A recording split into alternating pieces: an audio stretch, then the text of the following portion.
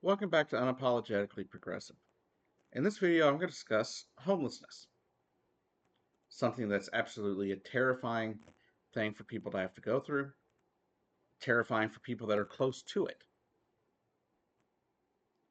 I know myself how difficult housing can be as someone who is on a fixed income, and the fact that my current landlord basically told me my already paid deposit was no longer going to be functional, so we're being forced to move with no money to do so.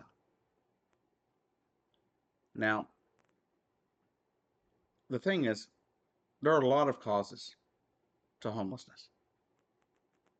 There can be mental health issues, there can be drug addiction issues,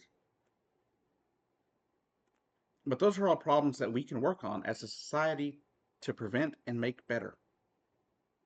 We can ensure that everybody that has a mental health issue, one, has access to health care and is able to maintain a job, or at least be provided with a place to live while they're going through it so they can get the treatment they need. We can get drug addiction counseling for people that are ready to get off of drugs. Make sure they have housing so they can go through treatment.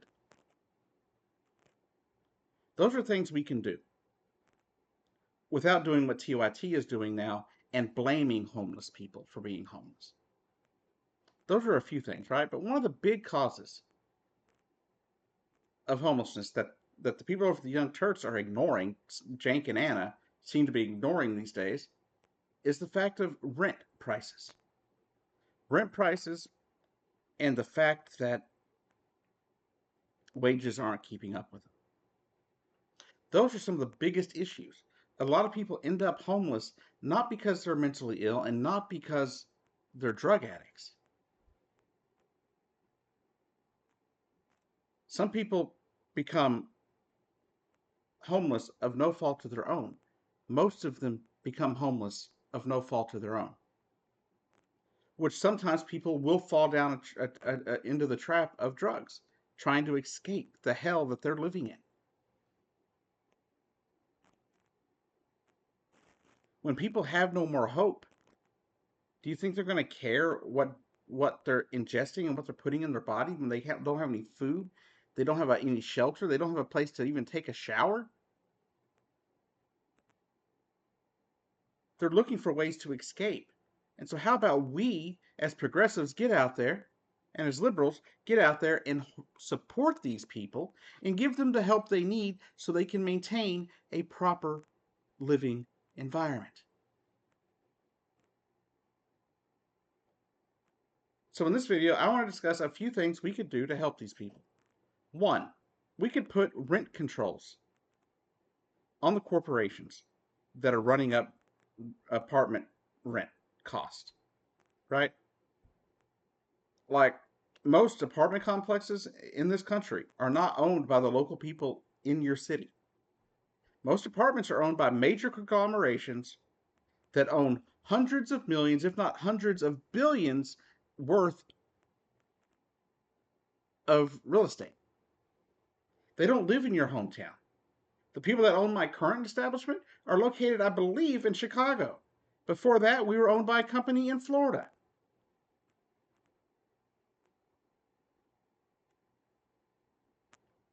What these corporations do, and there's more things we need to do to limit what can happen, but corporations are going into towns, into cities all across America and buying up all the local real estate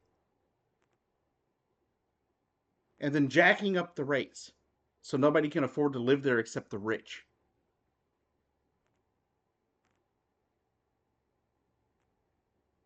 When I moved into this complex 4 years ago, we were paying $400 each in our individual leased apartment complex that we moved to. It was the only place in Norman, Oklahoma we could afford to move to at the time. But at the time, $400 seemed fine. It was what our situation is an individual lease where there's three bedrooms, and you rent each room, and you get access to everything from the pool to a full kitchen and everything like that. And sometimes you may have a roommate that you have to share that third room with. But now that is over $600 a month per person. We're paying over $1,200 a month in rent. We barely make $1,600 in a month. You see the problem?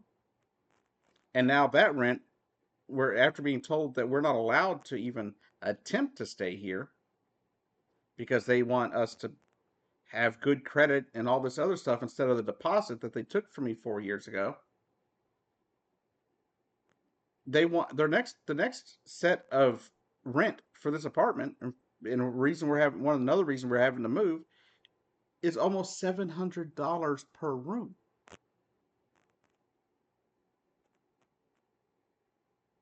That's because they're no longer owned by the local people. And the problem is, every time these places jack up their rent or do some remodifications to their buildings or to their property, it raises the property value around the area, thus pricing other people out of their already existing rental homes. Now, to TYT's credit, at one point, they about a year ago, they did break down these issues and how corporations are doing this. And it's a problem because what they're doing is they use a computer generated algorithm to decide what the rents are in their different areas of the country, not caring that it's going to destroy rental ability for the other people in the area that aren't wealthy.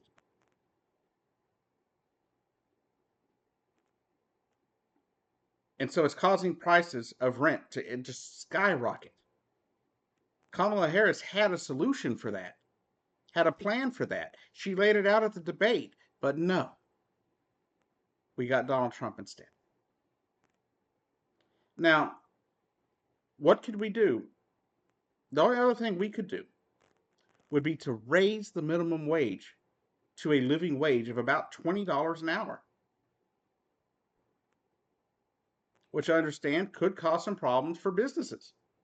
They would hire less and fewer people might have jobs. Although in California, they have shown that at least in the fast food market, the $20 an hour requirement has actually been a boon for the state and for job growth, doing right opposite of what everybody assumes it's going to do. But what are some things we can do right now that we could do, government things that we could get done to help the local communities and help cities deal with the homelessness situation that they are in? Because you see it's in LA, it's in Austin, it's in Oklahoma, it's in Norman, it's in Oklahoma City. It's in cities across the country at a point that it has never been in our history. But what are some things we could do to help the homeless people right now? One, all those abandoned malls across the country? All those abandoned malls are everywhere across the country that people aren't using anymore. They're just sitting there collecting dust. They could be renovated into apartments, low income apartments, or for people that are homeless trying to get a leg up and try to actually reintegrate into society as a functioning working person in society. You could have these malls retrofitted and rebuilt to have small apartments. You could turn the food court into like a cafeteria style place where they come to eat. You could have a place, you could use one of the floors for training, for job training. You could use some of the areas for drug treatment if they are addicted to drugs. You could have a psychiatrist or psychologist or a counselor on staff in these places that come in every so many days a week and meet with these people.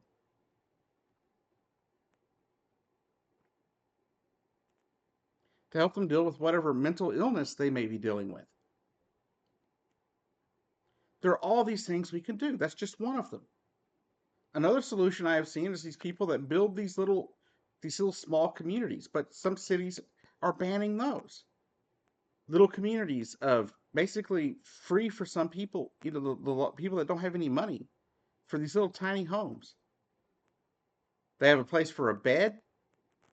They have a place for them to make a small little meal with a small fridge, and they got a toilet and a shower.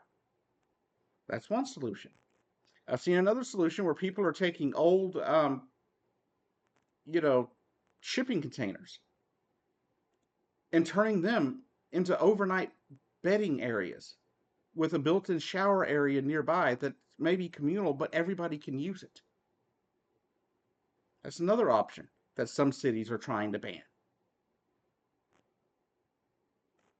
We need, I saw that there's this organization that does this mobile shower they set up near these places and allow these people to get showers and get a shave and get a haircut. We need more of that. We need more to help, right? We don't need to be condemning these people. We don't need to be treating them as if they're the other, as if they're undesirable. They're human beings. Human beings deserve dignity, and every human being deserves a home. I don't care if it's a home they own or if it's a home they rent. But just because somebody is homeless doesn't mean we discount them. Doesn't mean we blame them for the situation that put them there when most of them aren't there of their own fault. We need a better safety net in this country for people. People should never be homeless in the wealthiest country in the world. It is not reasonable. It is not acceptable. And I do not accept it. I know we can do better for these people. I know we can get them jobs. I know we can get them into homes. I know we can. We're America. We can do any damn thing we put our mind to. But we're not doing it. Why? I don't know. You got these hateful Christians on the right who are like, oh, Jesus said to help these people, but they're not doing it. You got a president a president-elect who plans to slash food stamps and Social Security payments. That's going to create more homelessness. And so I don't know what we're going to do, but these are things we could do to help. There's a charity up in Ohio called Have a Gay Day. I found them on Facebook years ago. And the guy that runs the place is an absolute angel. Like his organization has been feeding and helping people find shelter when when they're in their worst situations. They're not a big organization, but they do everything they can. They feed hundreds of people every day. And we need more people like that. They're a charity that, yes, focuses on LGBTQ people, but they're not going to turn anyone away, no matter their faith, their beliefs. If someone is in need, they're there for these people. And I would love to have the money to be able to help people like that. To be able to have a charity that helped people get on their feet, that helped people get back into homes. That was part of what I wanted to do with this channel, was donate money to people that needed it. Because myself, I don't need a lot. Right? I don't need a whole lot of money to survive. My wife and I have been so broke for so long that we've learned how to get around most of it. The only problem we're having is housing at this point.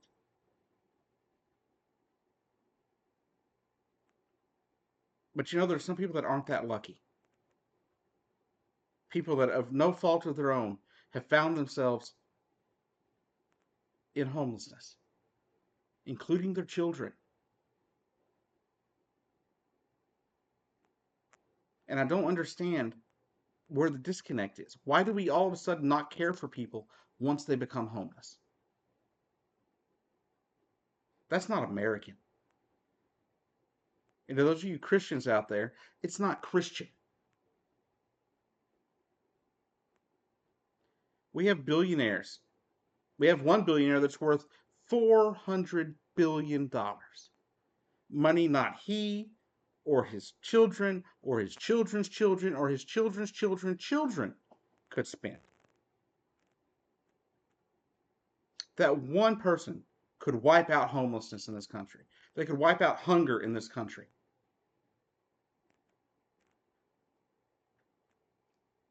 And they wouldn't have to give up hardly any of their money. The money that they could get to wipe out, to help people, to wipe this out. At one point, I believe it was the Health and Human Services or one of those things that Trump wants to cut, but that Elon Musk talked about 2 years ago.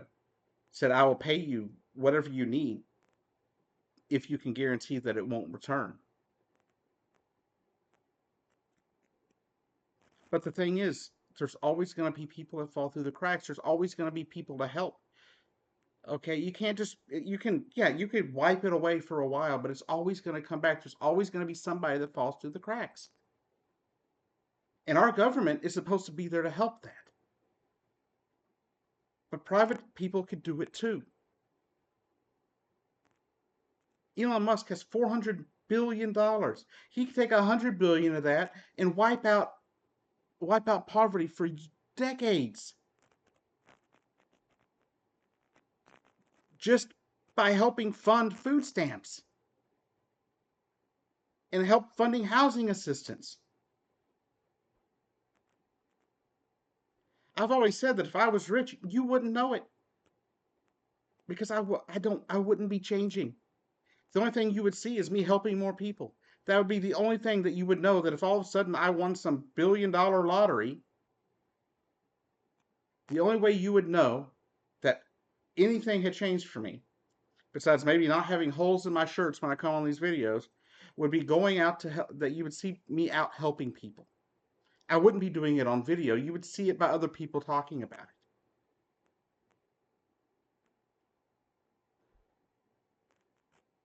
And it breaks my heart to know that somebody has $400 billion while a child out there is living on the streets with nothing to eat. That is not the American way. At least it shouldn't be the American way. The American way and the progressive way is to grab people and lift them up. It's to give a hand up. That is what we are supposed to do. That is what Americans do. We give a hand up to those other Americans in need.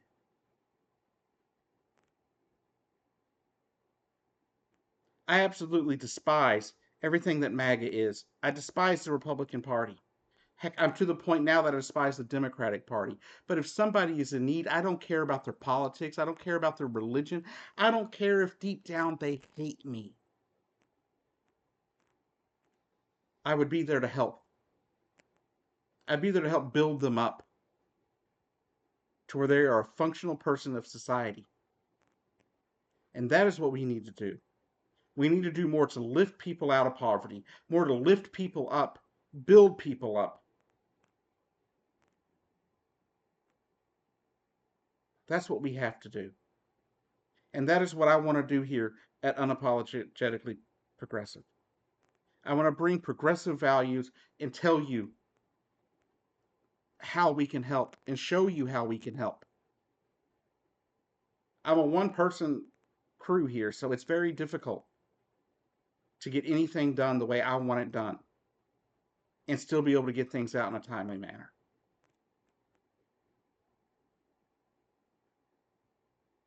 Now, my videos don't have the highest quality. My videos aren't great. I know people probably don't like the fact that my videos look straight into my kitchen. But I don't have money for green screens. I don't have money for anything nice.